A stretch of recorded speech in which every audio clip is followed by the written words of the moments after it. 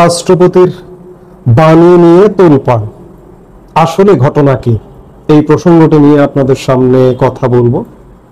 আগামীকাল 5 অগাস্ট আওয়ামী লীগ সরকার পতনের বর্ষপূর্তির দিন। এই বর্ষপূর্তি উপলক্ষে মহামান্য রাষ্ট্রপতির বাণী হিসেবে একটি কাগজ, এক কথার একটি কাগজ সামাজিক যোগাযোগ মাধ্যমে ঘুরে বেড়াচ্ছে এবং এই বাণীটিকে নিয়ে চর্চা হচ্ছে এবং কোনো বিদেশি গণমাধ্যম, বিশেষ করে ভারতীয় গণমাধ্যম প্রতিবেদনও করেছেন রাষ্ট্রপতি এমন বাণী দিলেন কেন, কিংবা রাষ্ট্রপতি আওয়ামী লীগের হয়ে এমন বাণী, আওয়ামী লীগের বিরুদ্ধে কিংবা শেখ হাসিনার সরকারের বিরুদ্ধে এমন বাণী দিলেন কেন, এমন নানা রকম প্রশ্নের উদ্রেক হচ্ছে। আমি কে কি বললো, কোন গণমাধ্যম কি বললো, সামাজিক যোগাযোগ মাধ্যমে কি আলাপ আলোচনা হলো, সেগুলো বাদ দিন। আমি আমার মতো করে কথা বলবার চেষ্টা করছি। আমরা কথা বলবার আগে 5 অগাস্ট 2024 সন্ধ্যেবেলা মহামান্য রাষ্ট্রপতির ভাষণে খুব কয়েক সেকেন্ডের একটা ক্লিপ একটু আপনাদের দেখিয়ে আসি। আপনারা দেখেছেন, তারপরে একটু পরিস্থিতিটা বোঝবার জন্য আমরা একটু দেখিয়ে এসে আবার কথা বলছি, প্লিজ। আমরা এগিয়ে যাব ইনশাআল্লাহ। মহান আল্লাহ আমাদের সহায় হন। খোদা হাফেজ। বাংলাদেশ চিরজীবী হোক। দর্শক, 5 অগাস্ট 2024 আপনারা মহামান্য রাষ্ট্রপতির জাতির উদ্দেশ্যে ভাষণের শেষ অংশের একটু ক্লিপ দেখলেন। এই ক্লিপটা দেখে আপনি একদম কিচ্ছু বোঝেন না, রাজনীতি বোঝেন না, রাজনীতি করেন না, আপনার জ্ঞান গরিমাও নেই, শিক্ষা দীক্ষাও নেই, আপনি একদম সাধারণ মানুষ, বকলম একটা মানুষ। এই ভাষণের দৃশ্যটা যে দেখলেন, দেখে আপনার কাছে কি মনে হলো? এই ভাষণটাকে মহামান্য রাষ্ট্রপতি 5 অগাস্ট 2024 স্বতঃস্ফূর্তভাবে দিয়েছে, আপনি কি বলবেন? এই ভাষণটা আমার কাছে যদি শুনতে চান, এই ভাষণটা মহামান্য রাষ্ট্রপতির স্বতঃস্ফূর্ত ভাষণ কোনোভাবেই ছিল না। খুব সংক্ষিপ্ত একটি ভাষণ ছিল এবং এই ভাষণটি ছিল লিখে দেওয়া, তাকে যেভাবে বলতে বলা হয়েছে। দৃশ্য দেখুন না, 3 বাহিনী প্রধান মহামান্য রাষ্ট্রপতি ভাষণ দেবেন আর 3 বাহিনী প্রধান তার পেছনে যেভাবে দাঁড়িয়ে আছেন। কি পরিস্থিতি, কি ভীতিকর পরিস্থিতির উদ্ভব হয়েছিল সেদিন শুধুমাত্র রাষ্ট্রপতি, বঙ্গভবনে যারা আছেন তারাই জানেন।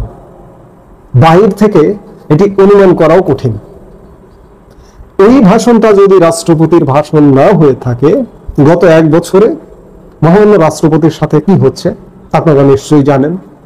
মহামান্য রাষ্ট্রপতি বঙ্গভবন জাতির একটা ভিন্ন ধারা, জাতির সর্বোচ্চ একটা স্বাধীনতা, সার্বভৌমত্ব কিংবা সংবিধানের রক্ষক, রাষ্ট্রের রক্ষক, রাষ্ট্রপতি ভবন বা বঙ্গভবন বা রাষ্ট্রপতি, যার নামে পুরো রাষ্ট্রটাই পরিচালিত হয়। আপনারা জানেন, রাষ্ট্রের যে কোনো আদেশ রাষ্ট্রপতির আদেশ ক্রমে, একটা সরকারি চাকরির একটি বদলিও রাষ্ট্রপতির আদেশ ক্রমে জারি করা হলো। সেই রাষ্ট্রপতি ভবন গত 1 বছরে কি অবস্থায় আছে আপনারা একটু ডিপলি খেয়াল করলে বোঝেন। রাষ্ট্রপতির কার্যক্রম একদম সীমিত, রাষ্ট্রপতির কার্যক্রম সংবিধানে সীমিত, কিন্তু সম্মানের জায়গায় সর্বোচ্চ। সেই জায়গায় আজকে সম্মানটাও রাষ্ট্রপতির ভলুণ্ঠিত। রাষ্ট্রপতির দপ্তরের অনেক কিছু সরিয়ে ফেলানো হয়েছে। রাষ্ট্রপতির কোনো মিডিয়াই নেই, রাষ্ট্রপতিকে মিডিয়ায় কোনো কথা বলতে দেওয়া হয় না, রাষ্ট্রপতির কোনো খবর কোনো মিডিয়ায় প্রকাশ করা হয় না। সরকারি মিডিয়ায় তো নিষিদ্ধ, বেসরকারি মিডিয়ায়ও নিষিদ্ধ। বেসরকারি মিডিয়া যদি রাষ্ট্রপতির খবর প্রচার করে সেক্ষেত্রে চাপ আসে। রাষ্ট্রপতি শুধুমাত্র নামে মাত্র আছে, সোনার ডিম পড়া হাঁসের মতো রাষ্ট্রপতি এই মুহূর্তে আছে। রাষ্ট্রপতি একটি প্রতিষ্ঠান, এই প্রতিষ্ঠানের কাছ থেকে এই বর্তমান অন্তর্বর্তীকালীন সরকারও অনেক কিছু কাজ করিয়ে নিতে হয়, সোনার ডিম পাড়িয়ে নেয়। এই নেবার জন্য রাষ্ট্রপতিকে রাখতে হয়, তাই রাখা। সোনার ডিম কেন বললাম? এই যে বর্তমান অন্তর্বর্তীকালীন সরকার যে কর্মকাণ্ডগুলো করছে তার বিপরীতে প্রতিনিয়ত এই যাবৎ গত 1 বছরে শতাধিক অধ্যাদেশ জারি করা হয়েছে। এই অধ্যাদেশগুলো জারি করবার এখতিয়ার কার? মহামান্য রাষ্ট্রপতির। সংসদ যদি না থাকে, আইন যদি পাশ না করা হয়, তাহলে কিন্তু অধ্যাদেশ জারি করা হয় এবং সেই অধ্যাদেশটি রাষ্ট্রপতি জারি করেন। রাষ্ট্রপতিকে শুধুমাত্র একের পর অধ্যাদেশের ফ্যাক্টরি হিসেবে, উৎপাদন কেন্দ্র হিসেবে ব্যবহার করবার জন্য রাষ্ট্রপতিকে রাখা হয়েছে। আজকে রাষ্ট্রপতি 5 আগস্ট উপলক্ষে একটা বাণী দিয়েছে, যে বাণীর কাগজটা সামাজিক যোগাযোগ মাধ্যম, গণমাধ্যম ঘুরে আমার কাছে এসছে। এই বাণীটাই যদি আসলে সঠিক হয়, সঠিক এ কারণেই হয় কিনা বলছি যে এমন কাগজপত্র গণমাধ্যমে বা সোশ্যাল মিডিয়াতে মাঝে মাঝে ঘুরে বেড়ায়, পরবর্তীতে দেখা যায় এগুলো ফেক। পুলিশের অনেক অফিস অর্ডারের আদেশ ঘুরে বেড়ায় সোশ্যাল মিডিয়ায়, বিভিন্ন সংস্থার আদেশ ঘুরে বেড়ায় সোশ্যাল মিডিয়ায়, রাজনৈতিক দলের বিভিন্ন কর্মসূচি ঘুরে বেড়ায় সোশ্যাল মিডিয়ায়, পরবর্তীতে দেখা যায় ফেক। রাষ্ট্রপতির বাণী সংবলিত যে কাগজটি ঘুরে বেড়াচ্ছে সেটি যদি সঠিক হয়, এটি আপনি ভাবেন কিভাবে যে এটি রাষ্ট্রপতির লেখা বা রাষ্ট্রপতি নিজে এটা করেছেন? রাষ্ট্রপতির পুরো দপ্তরটা এখন কার? রাষ্ট্রপতির পুরো দপ্তরটা ইউনূস সরকারের। ইউনূস সরকার যেভাবে চাইছেন রাষ্ট্রপতিকে সেইভাবে জাস্ট সিগনেচার করিয়ে নিচ্ছেন রাষ্ট্রপতির কাছ থেকে। রাষ্ট্রপতিকে লিখিয়ে নিয়ে যান, নিয়ে গিয়ে সিগনেচার করিয়ে নেন। এই বাণীটাও যদি তেমনটা হয় তাহলে আপনি অবাক হবেন? অবাক হবেন না, এটি স্বাভাবিক। লিখে নিয়ে তার কাছে গিয়ে সিগনেচার করে নেওয়া হয়েছে। বলা হচ্ছে যে রাষ্ট্রপতি ভুল পাল্টে ফেললেন, রাষ্ট্রপতি তার পদে টিকে থাকবার জন্য ভুল পাল্টে ফেললেন। এগুলো একটুও সত্যি নয়। রাষ্ট্রপতি টিকে আছেন আসলে বিশেষ একটা প্রেক্ষাপটে। এই মুহূর্তে রাষ্ট্রপতিকে অপসারণ করার আসলে কোনো উপায় নেই বিধায় টিকে আছেন। রাষ্ট্রপতিকে অপসারণ করবার একাধিক ব্যবস্থা, একাধিক চিন্তা ভাবনা হয়েছে, পদক্ষেপ নেওয়া হয়েছে সরকারের পক্ষ থেকে, মব বাহিনী লেলিয়ে দিয়ে কিংবা বিভিন্ন ভাবে। শুধুমাত্র ক্যান্টনমেন্টের সিগন্যাল না পাওয়াতে রাষ্ট্রপতি এখনো পর্যন্ত টিকে আছেন।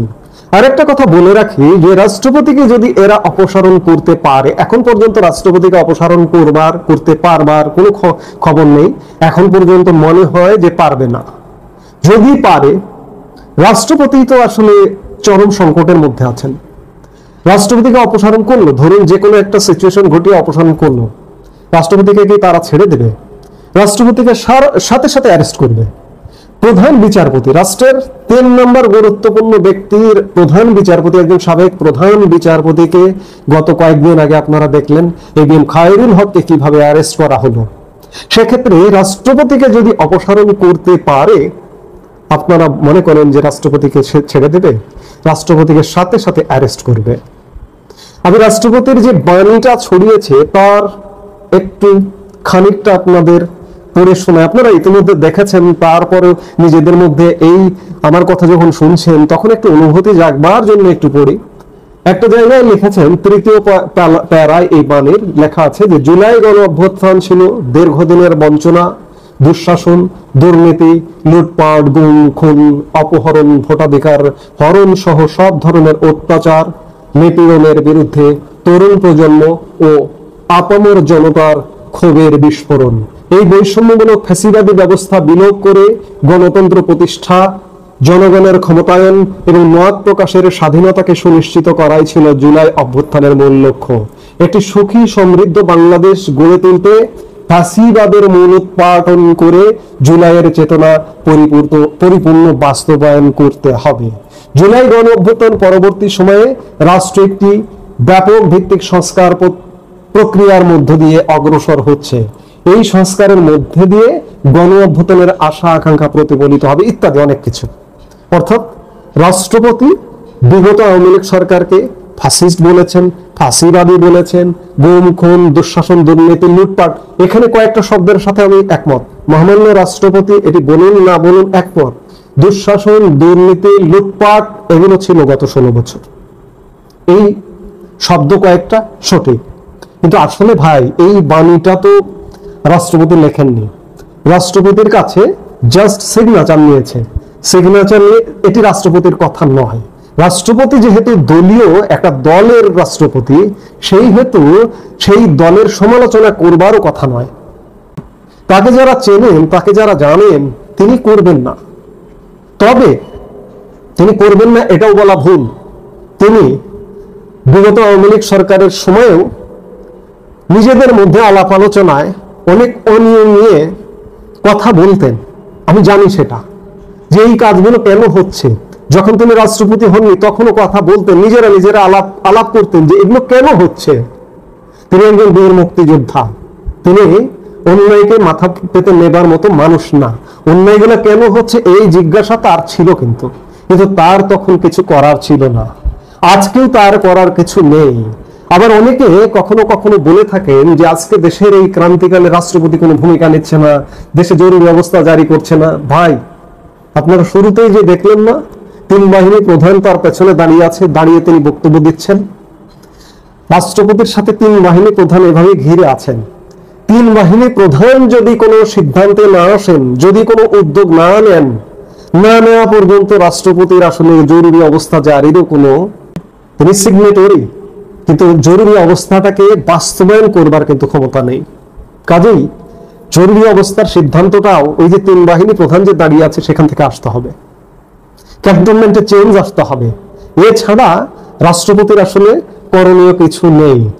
এ প্রসঙ্গে একটি কথা এই মুহূর্তে মনে পড়ছে, কয়েকদিন আগে রাজসাক্ষী হয়েছেন সাবেক প্রধানমন্ত্রী শেখ হাসিনার বিরুদ্ধে সাবেক আইজিপি চৌধুরী আব্দুল্লাহ আল মামুন। আপনারা কি মনে করেন যে চৌধুরী আব্দুল্লাহ আল মামুন নিজে থেকে নিজের গা বাঁচানোর জন্য, পেট বাঁচানোর জন্য এটি হয়েছে? এটিও হয়নি। ঠিক তেমনি মহামান্য রাষ্ট্রপতিও আজকে আওয়ামী লীগের বিরুদ্ধে চলে গেছে, ভুল পাল্টিয়ে ফেলেছে, কিংবা তিনি তার পদে থাকবার জন্য এই কাজগুলো করছেন, এটি সঠিক নয়।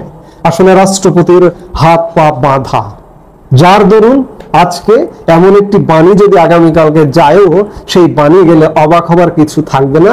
এবং রাষ্ট্রপতির বাণী আগামী গণমাধ্যম এবং সোশ্যাল মিডিয়ায় আসাতে যে সমালোচনাটা হচ্ছে, এই সমালোচনা করবারও কোনো কারণ নেই। সব কথার শেষ কথা বলবো, রাষ্ট্রপতি এই মুহূর্তে, আওয়ামী লীগ সরকার চলে গেছে, অনেকে বেঁচে গেছে, নিরাপদে দেশের বাইরে চলে গেছে।